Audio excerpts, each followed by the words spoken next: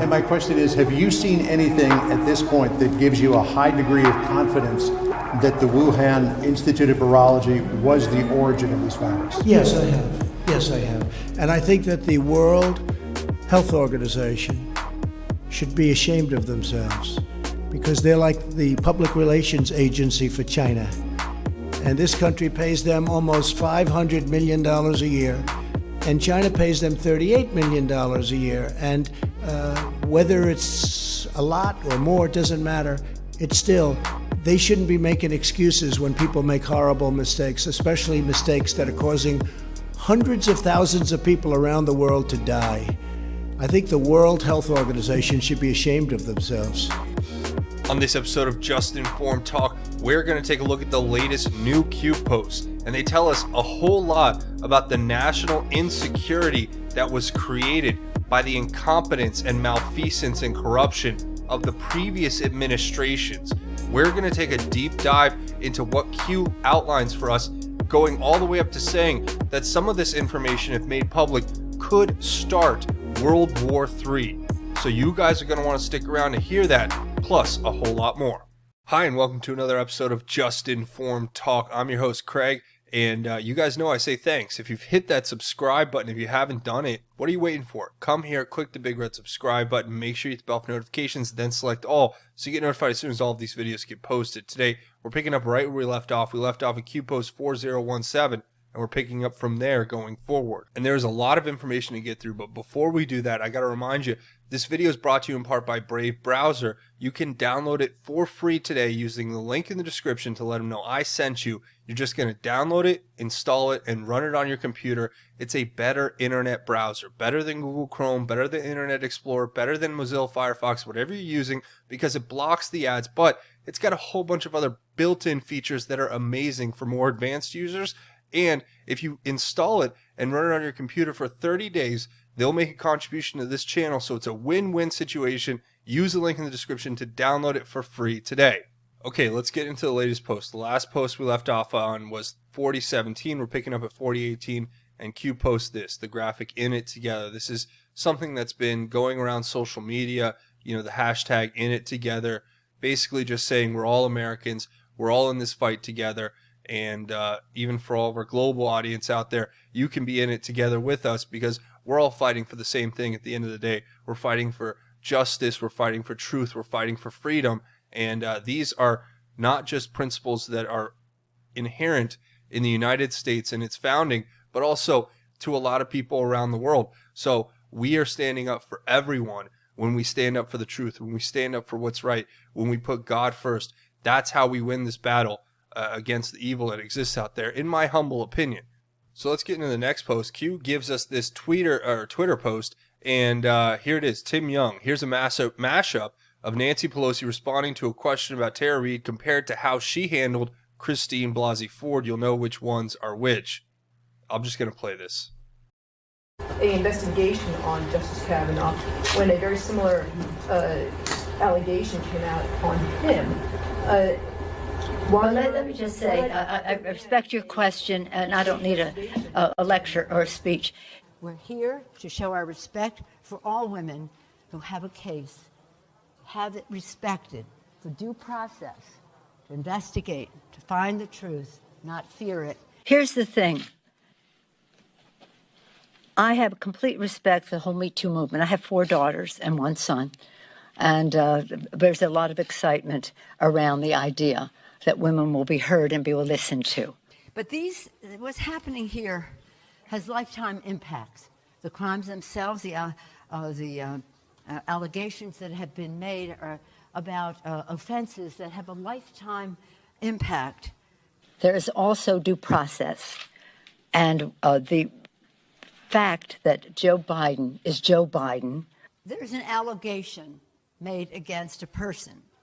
An allegation, as I said before, that has lifetime impact on a person to be violated in that way by a person who wants a lifetime appointment to the Supreme Court. There's been statements from his campaign, or not his campaign, but his former employees who ran his offices and the rest, that there was never any record of this. Instead of asking questions, the Republican leadership fears the truth. There was never any record, and that nobody ever came forward, or nobody... Really? They're so afraid of the truth, and they're so afraid of a woman, Dr. Christine Blasey Ford, for the truth that she will tell. I am so proud. The happiest day for me this week was to support Joe Biden for President of the United States. I joined Leader Schumer in calling for Judge Kavanaugh to withdraw his name from consideration. He's a person of great integrity, a great concern for the American people. The Judiciary Committee and the Senate decide to go forward. They have to know that they are having a demoralizing impact and a chilling effect on the entire movement of courageous women who are telling their stories and demanding justice.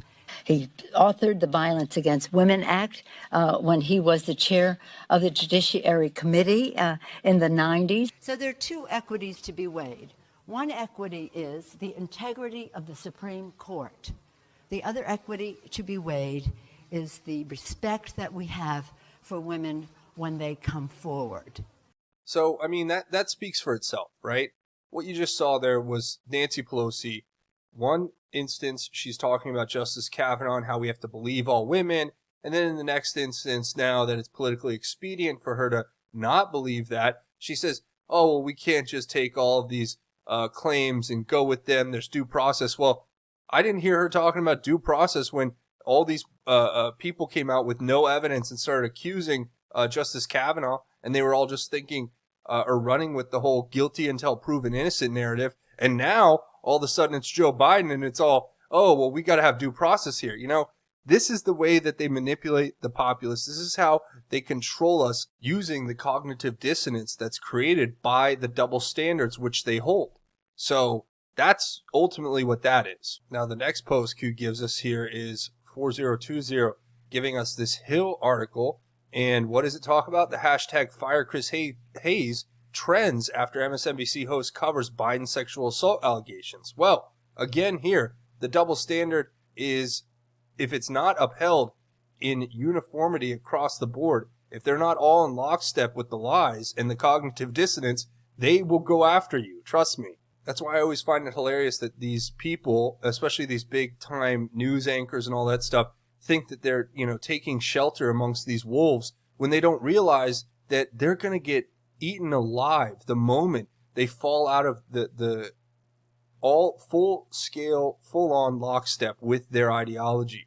So that is the problem that we're trying to break in this culture as it is. The article goes on to say, MSNBC host Chris Hayes sparked backlash from the left when he became the first primetime host on the network to cover a former aide's sexual assault allegations against presumptive Democratic presidential nominee Joe Biden, with the hashtag Fire Chris Hayes trending on Twitter.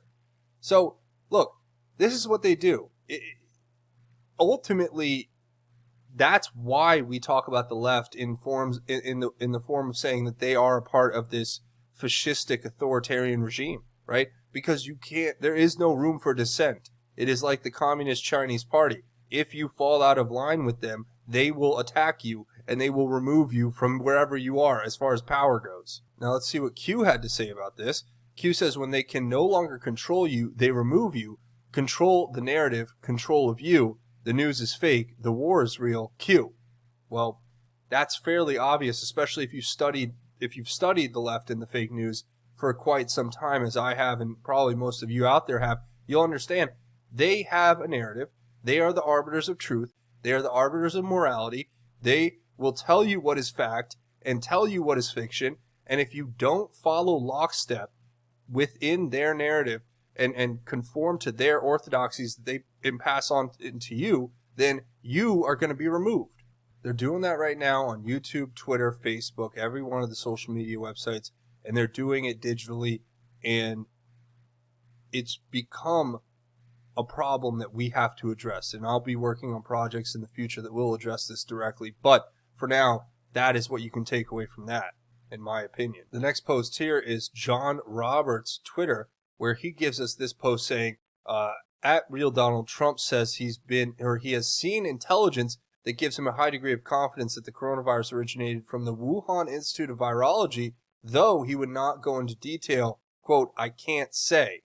So incredibly enough, that is something President Trump has basically said today in his press conference. You saw the clip at the beginning of this video that was highlighting that, and I think that that's an important step in understanding where we're at right now. And Q's about to drop some truth bombshells on us that I think we all need to really understand. So Q says, think signals intelligence, think CIA, think double agents. China thought they eliminated all in-country assets. And then it gives us this New York Times article, which we've talked about in the past, talking about the killing of CIA informants and China crippling the U.S. spying operations. Now, this is something that we've talked about in relation especially with Hillary Clinton's server and the fact that there may or may not have existed information within some of those servers that was given to China or taken by China, one or the other, that was used to identify the assets and informants that were there in country and working for the United States intelligence agencies. So this is something that's massive. And then Q is alluding to the fact that China thought they eliminated all in-country assets. Well, that's interesting. Think about that. That China thought they eliminated all in-country assets. Does that mean there were still some clowns in the country that they didn't get? Or some people that they thought they flipped who turned out to be double agents? I'm starting to see that there might be way more to this. Q says, some things are better left untold. And then he has the metaphorical kill box around a COV, which I don't know if that's a reference to COVID or if that's a reference to cover or whatever it's saying there, except maybe implying that the public truth of some events that would force wars and World War III prevent, and then saying hello to Feinstein, is all connected to this coronavirus and clowns that may have been in country who China may have thought that were working for them against us, who ended up working for the deep state against them and helping to get this virus released from that lab. So, I mean, that's just one theory, but it is something to consider because that would be something that is a truth that may cause a world war, right? Think about it. If our deep state is working assets in China to help release a bioweapon to not only hurt the Chinese, I mean, indirectly, but ultimately close down the global economies of the world so that they could spike the 2020 election, force this mail-in voting, lock people in their homes, provide cover for Vice President Joe Biden from having to debate publicly President Trump, who would rip him to shreds, maybe provide an opening, as Q alluded to previously, for some other candidate to slide in at the last second with a later convention. And there's just a lot here that people need to be paying attention to, and not to mention the fact that Q says hello Feinstein is very important, as we know from the past, that Senator Dianne Feinstein has ties to China. And we're not talking about just, some Chinese people were her friends. We're talking about her husband is a major business player in China. And she had a person working on her staff for, about 20 years who apparently was flipped by the Chinese and used as an asset against her. I mean, you can't make this stuff up. Here, this is a Politico expose that points this out, saying, former intelligence officials said Chinese intelligence once recruited a staff member at California office of U.S. Senator Dianne Feinstein, and the source reported back to China about local politics. So, and it says, a spokesperson for Feinstein said the office doesn't comment on personal matters or investigations, but noted that no Feinstein staffer in California has ever had a security clearance. But then it says later, according to 4 former intelligence officials in the 2000s, a staffer in Senator Dianne Feinstein's San Francisco field office was reporting back to the MSS, the Chinese Ministry of State Security, its intelligence and security apparatus. While this person, who was a liaison to the local Chinese community, was fired, charges were never filed against him. One former official reasoned that this was because the staffer was providing political intelligence and not classified information, making prosecution far more difficult. The suspected informant was run by officials based at China's San Francisco consulate, said another former intelligence official. The spy's handler probably got an award back in China for his work, noted this former official, dryly. Think about that, though. If she was employing somebody who was working for the Chinese government, why would the Chinese government want to know about local politics in San Francisco? Could it possibly have something to do with the fact that Silicon Valley is right there? Could that have been a much bigger intelligence operation being run by the Chinese against our Silicon Valley techno corporate leaders, right? To gather information, to steal intellectual property and get it back to the homeland of China, their homeland? Yeah, I wonder what that's all about. But, you know, obviously what Q's saying is very true. This is a matter of national security. We're at the precipice of something big, right? And we're doing everything we can, I think, to prevent World War III because they've been found out. And we have to take care of it. A lot of this is our own mess that we have to clean up. So that's ultimately what that is, in my opinion. And you guys can let me know if you have more thoughts on that down in the comments. The next one here is Q saying in response to that post we just read, matters of national security. Yeah, I would agree with that wholeheartedly. The next post here, Q gives us this Ronna McDaniel, the GOP chairwoman, saying yesterday a massive story broke about FBI malfeasance at the dawn of real Donald Trump's administration. How many times did the mainstream media mention it during their morning shows? CNN, 0. CBS, 0. ABC, 0. NBC, 0. MSNBC, 0. Unreal. But no one's surprised because we don't have a fair press in this country. President Trump's called that out 100,000 times, it feels like at this point. And we just keep having to fight an uphill battle with getting the truth out while these liars use their corporate infrastructures and their multi-million-dollar funding to spread the disinfo. And then they target us, right? People who try to counter their narratives with a different perspective and ask questions and question their official narratives. They come after us and say that we're misinformation. And then they use all their powers to influence the corrupt congressmen who they've been covering for to come after us. It's what Q just told us about Adam Schiff writing to Silicon Valley to shut down our voices. I mean, this is where we're at. Ultimately, it's just so transparent what they're doing that, you know, we're going to stand up to this. We're going to keep standing up to it because it has to end. Q says control. Q. Yeah, that is the control they have.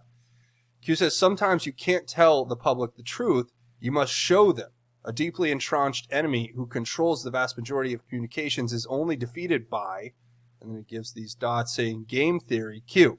And I'll let you guys fill in the blanks in the comments below, but I'll just say this, that what Q is saying here is you can't just say, oh, look at all these corrupt people. You have to show them evidence, show them the proof, get it right in front of their eyes and say, you cannot deny this, because if you just tell them this stuff, they won't report it, right?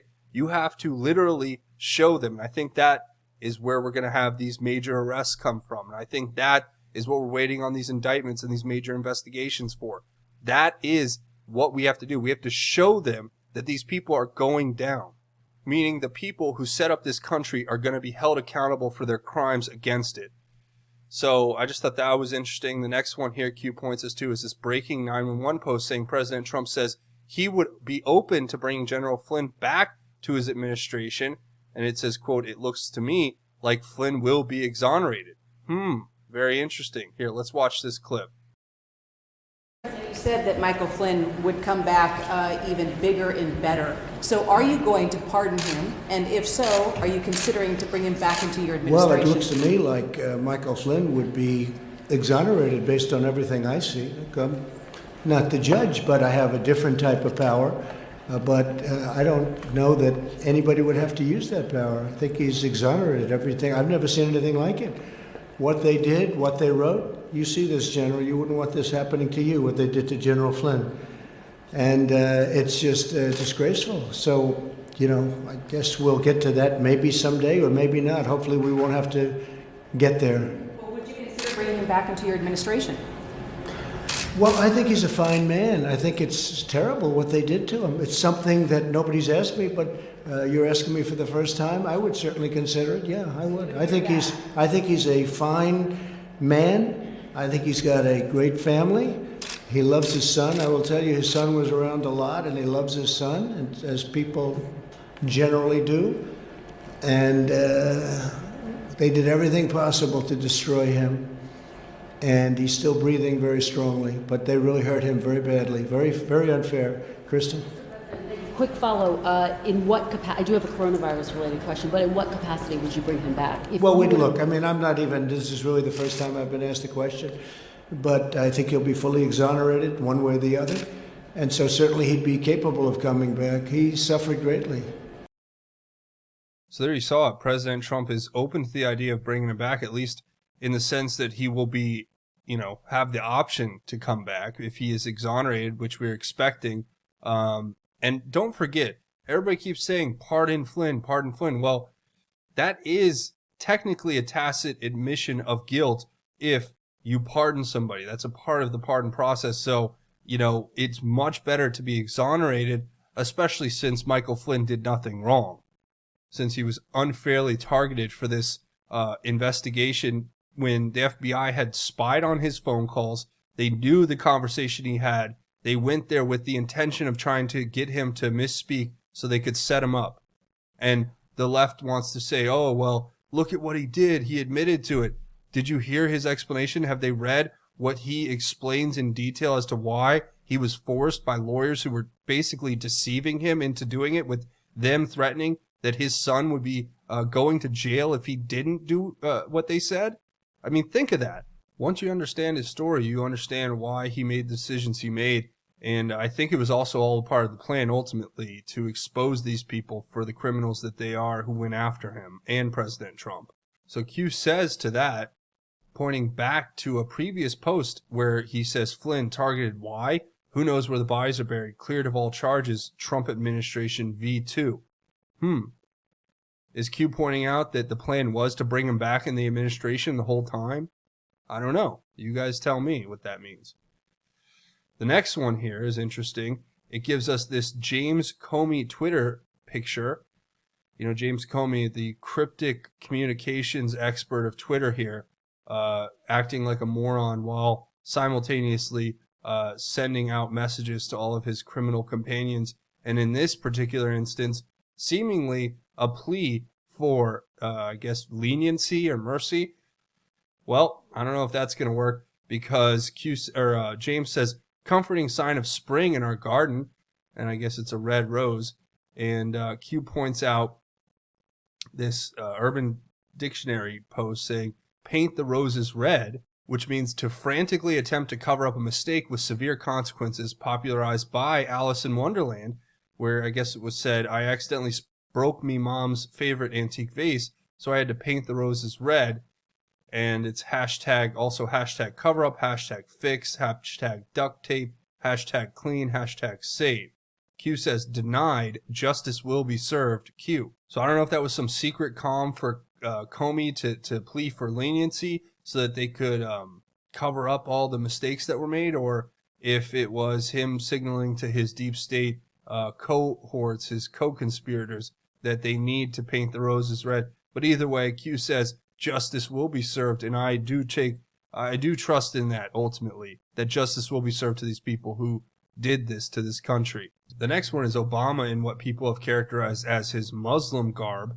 And here is the tweet that is given to us in connection with that, saying, infiltration instead of invasion, QAnon. Now, this takes us back to John Brennan speaking about his Muslim faith in fluent Arabic during a White House event, and expressing how his love and admiration for the Muslim faith is just like the president of the United States, because when the president, and we're talking about Obama, was in Jakarta, he found this connection, this deep connection to the Muslim faith, just like he did when he was in Bali and Jakarta, or in Bali and Java, I should say. So I think that Q is telling us that the infiltration from the Muslim Brotherhood went all the way to the top. Obama and Brennan and Jared and Clapper, or Jared Valerie Jarrett, I should say, Uma Abedin, and it all ties back to Iran, right? Iran was the one infiltrating our army. Prince Al-Walid bin Talal was the one funding Harvard studies for Obama, funding his, apparently funding his tenure there, according to certain stories that have come out. So just keep that in mind and look at the next post here where it shows us NatSec Lisa, you know her as Lisa Page, of the Lisa Page and Peter Strzok anti-Trump coup attempt. But here she says on January 3rd, 2020, Iran is smart and strategic and all over the world. Iran isn't an irrational actor, but they have the pride of a 5,000-year-old culture. I fear they're going to hit back in a way to remind America that they are a real and independent country. I hope I'm wrong. It really is fun watching these people who launched an internal coup inside of this country against a duly elected president and had insurance policies and talked about how much they hate President Trump and they hate basically ipso facto this country, telling us how we should remember that Iran isn't an international actor and that they may hit us back to remind us that they're a real and independent country. I mean, these people are literally apologists for our enemies. And they're the ones who are working to help Obama and his minions facilitate the Iran deal, which was basically a backdoor deal to kick money into slush funds across all these corrupt people's bank accounts and set up Iran to become the existential threat for the next set of global wars, which would never end and cost the American taxpayers trillions of dollars until we're broke and have nothing left. But then again, that's what they were trying to do from the beginning. So no surprise there, not to mention Q gives us this, right? An article about Peter Strzok, but not the Peter Strzok you know. This is his father, Peter Strzok Sr. Oh, well, what's his story? Well, it turns out that little Peter Strzok Jr. was raised basically in the Middle East and has deep ties to Iran. Here's his father in an article being referenced as it says, America as a country is despised because it was seen as a supporter of the Shah of Iran. But individual Americans were treated well in respect to the crisis in Iran, according to a former Gilman area man who left that Asian nation on February 6th. And guess who that is? It's Peter P. Strzok.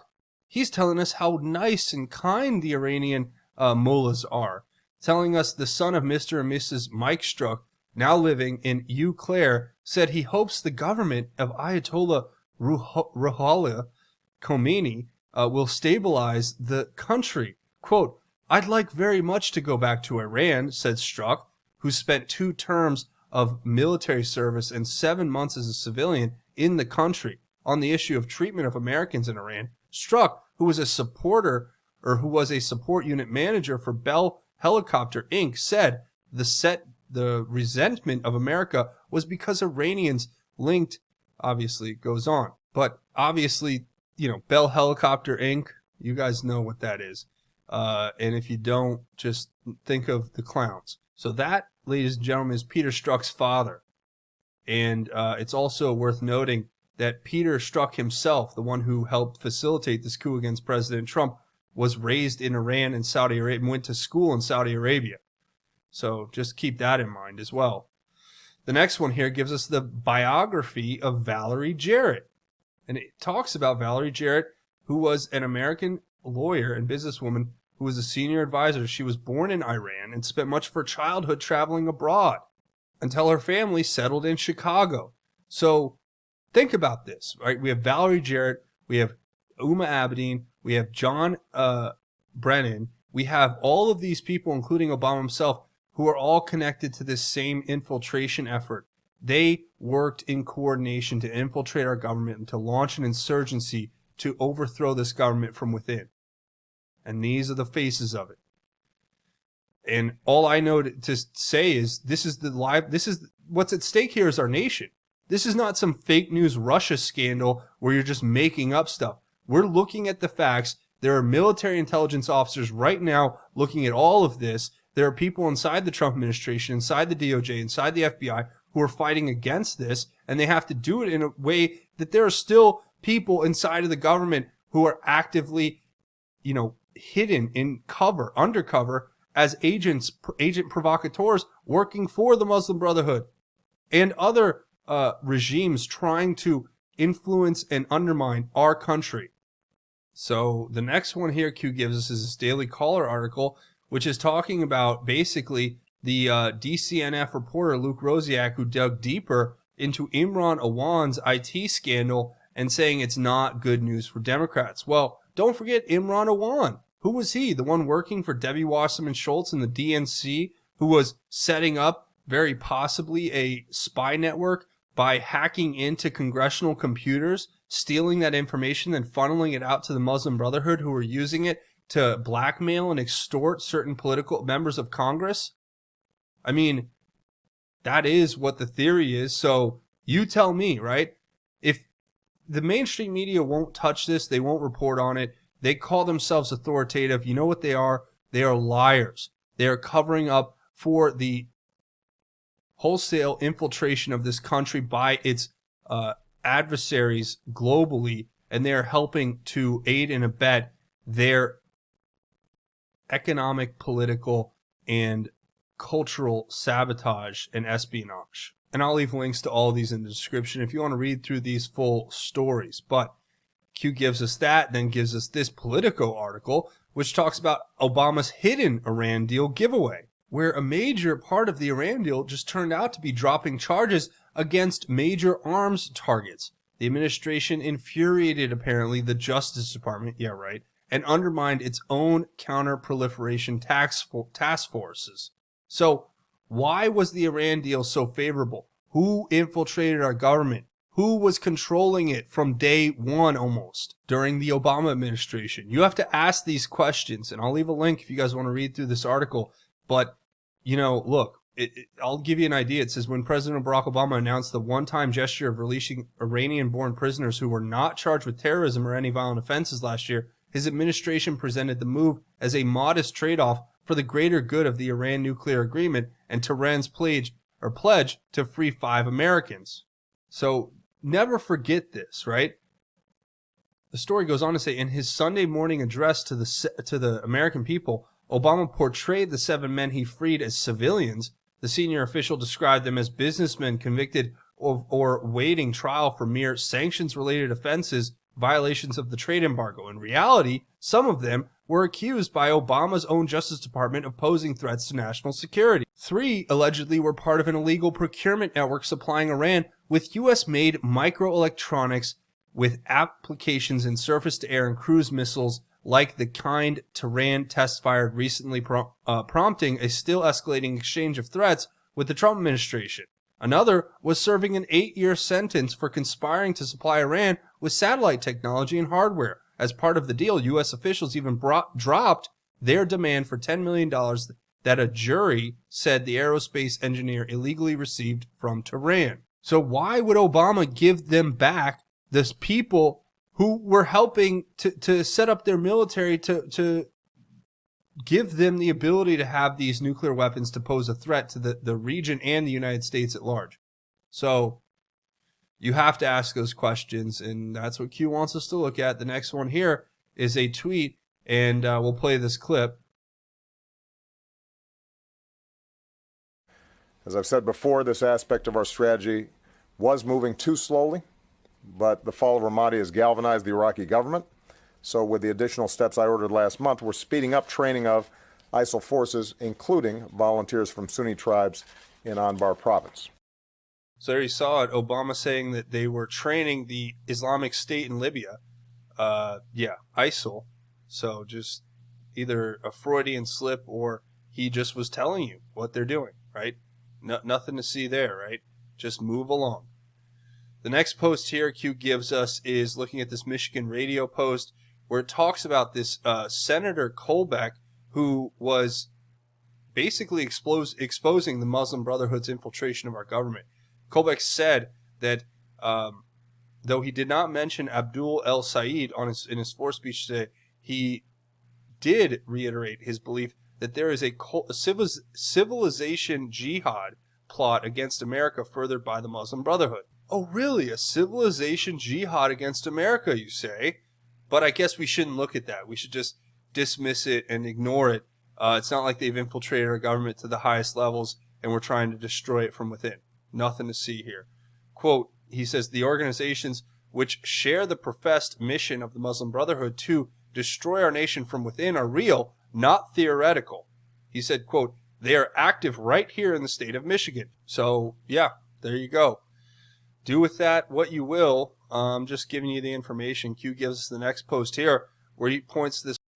It appears that there has been deep penetration in the halls of our United States government by the Muslim Brotherhood. The Muslim Brotherhood has been found to be an unindicted co-conspirator on terrorism cases, and yet it appears that there are individuals who are associated with the Muslim Brotherhood who have positions and very sensitive positions in our Department of Justice, our Department of Homeland Security, potentially even in the National Intelligence Agency. So again, this is from 2012, and this is what we're up against, right? These people have had years, decades of planned infiltration. They got to the top of some of our most sensitive institutions in government, and they've been basically working to undermine and destroy from within. That seems to be the strategy that's employed here. Q says one step at a time. The next one's this Fox News article, which talks about, is it time for Intelligence Director Clapper to resign? This is from 2011. So listen to this. James Clapper is a man who served his country with magnanimous distinction. He's an intellectually brilliant leader. Jeez.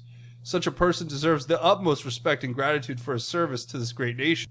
With this said, in every person's life, there is a time to hold and a time to fold.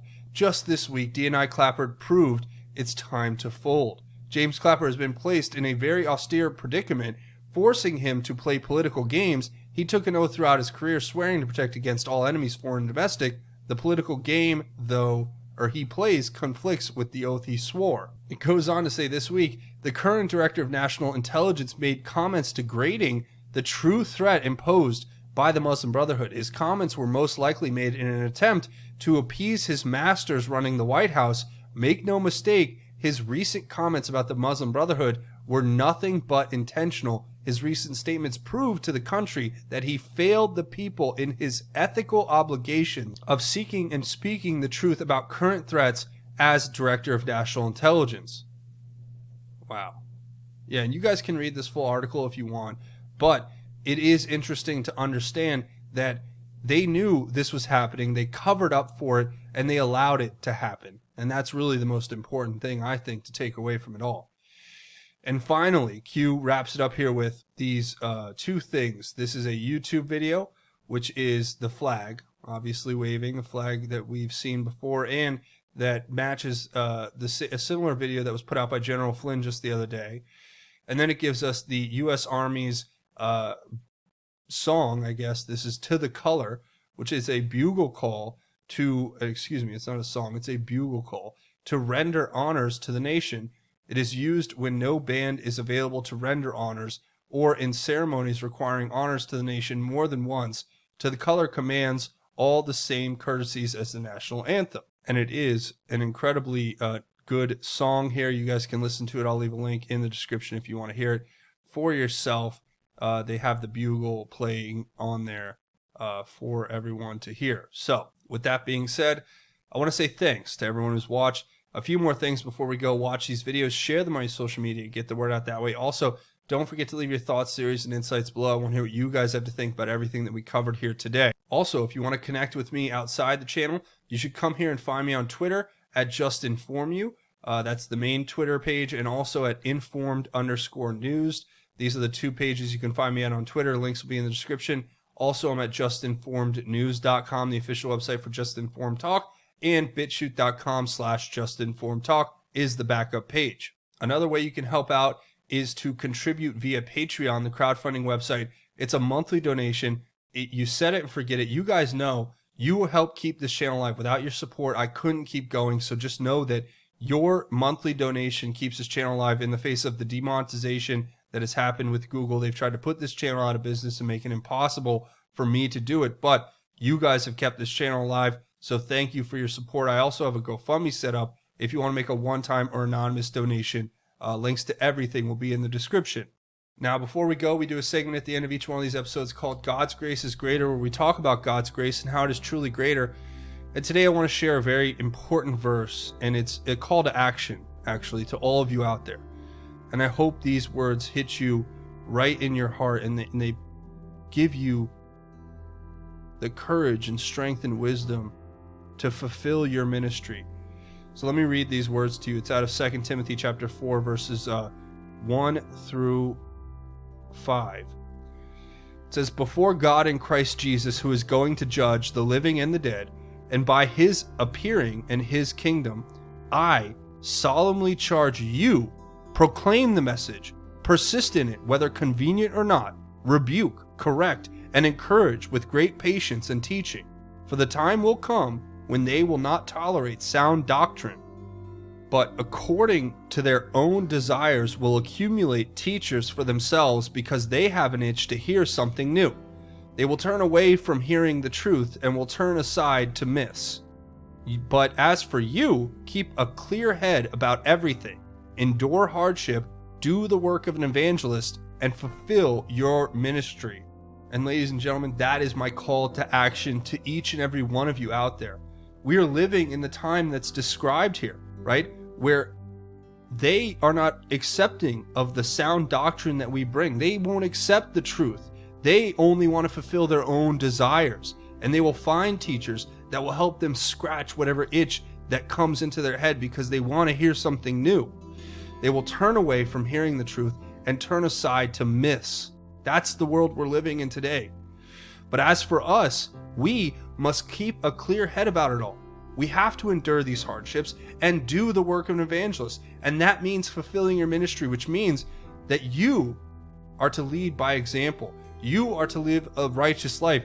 You are to do the right thing when no one's looking and live a life that is for God, is for Christ, is for others, so that you can be a light that shines on the world and help make a difference. That's how we win. That's how we defeat this. And that's my message to you. So take it, share it, spread it with your family, friends, and loved ones. That's how we overcome it. And that's where I'm going to go ahead and leave it. And before we go, I just want to do a quick prayer. Dear Lord and Heavenly Father, please help us. Come into our hearts. Guide us. Help us to fulfill our ministry for you, so that we may honor the sacrifice of your Son on the cross by spreading the message of the gospel of Christ to all who need to hear it. And help us to overcome the evil that exists in this world. Give us, please, the strength and courage and wisdom to be your most humble servants in everything that we do. And we thank you most of all for our eternal salvation through Jesus Christ our Lord. Amen. So that's going to be it for me. Thanks for watching this episode of Just Informed Talk. Remember to come here, click the big red subscribe button, hit it, punch it, tap it, headbutt it, whatever. Hit the like button if you guys like this content and want to see me make more. But that's going to be it for me. Thanks for watching Just Informed Talk. My name is Craig. Godspeed and God bless each and every one of you, Patriots.